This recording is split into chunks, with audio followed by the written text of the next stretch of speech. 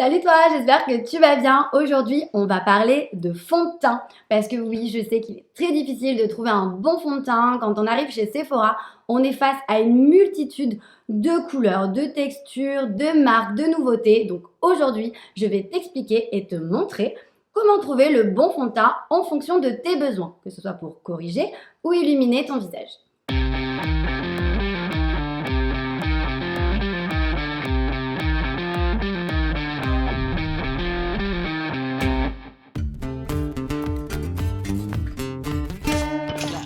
Tout simplement pour unifier la peau, puisque c'est la première étape au maquillage. Donc je dis bien unifier. Je ne veux pas qu'on croie que tu aies fait des UV juste sur le visage. Donc nous allons voir ensemble 3 critères. La couleur, la texture et je vais te montrer comment bien appliquer ton fond de teint.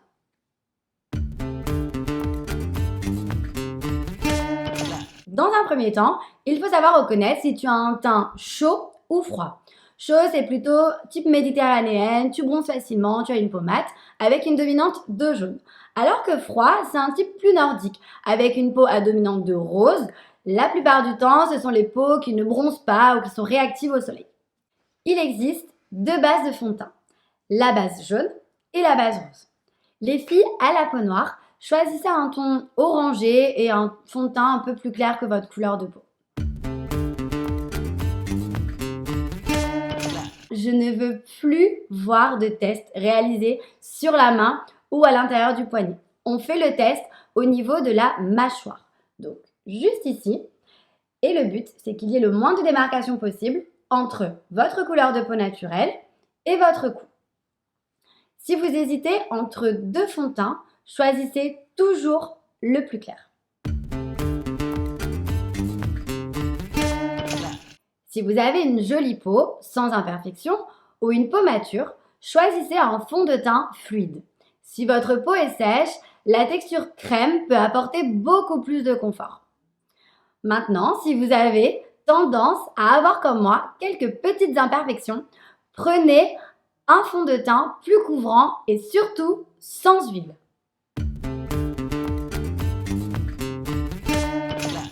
Alors, pour l'application de votre fond de teint, vous avez d'abord besoin d'utiliser une base.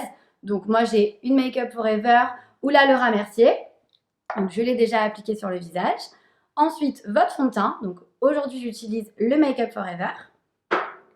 De votre pinceau. Donc, je prends un pinceau plat, je préfère. Je trouve que c'est plus facile pour appliquer votre fond de teint. Et l'éponge pour celles qui préfèrent. Et sinon, si vous avez des petites imperfections, vous allez pouvoir venir tapoter et camoufler vos imperfections avec l'éponge. Donc, vous prenez un petit peu de matière que vous allez déposer sur votre pinceau, donc comme ça. Et là, on va venir appliquer juste ici, d'accord? Et on va venir le travailler.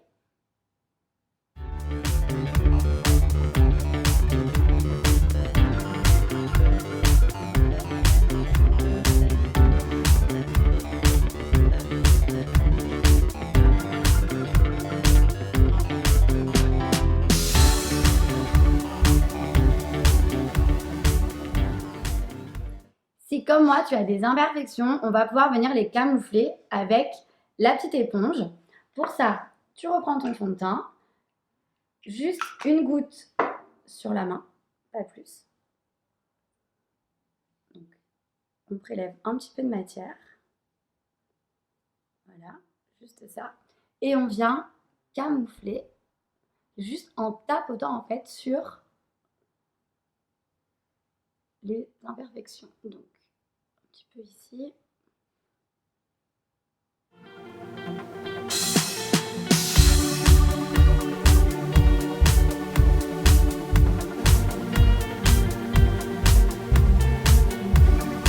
Tu sais maintenant comment appliquer ton fond de teint et sans démarcation.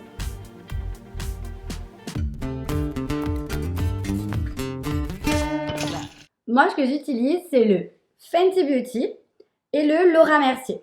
Donc, je les utilise parce qu'ils ont une bonne couvrance et surtout, ils ont une longue tenue. Lorsque j'ai besoin d'un peu plus d'hydratation, j'utilise le Make Up Forever qui va vraiment venir illuminer mon teint. Tu connais maintenant mes 3 basiques et tu as tous les conseils pour trouver un bon fond de teint. On se retrouve très bientôt dans une nouvelle vidéo.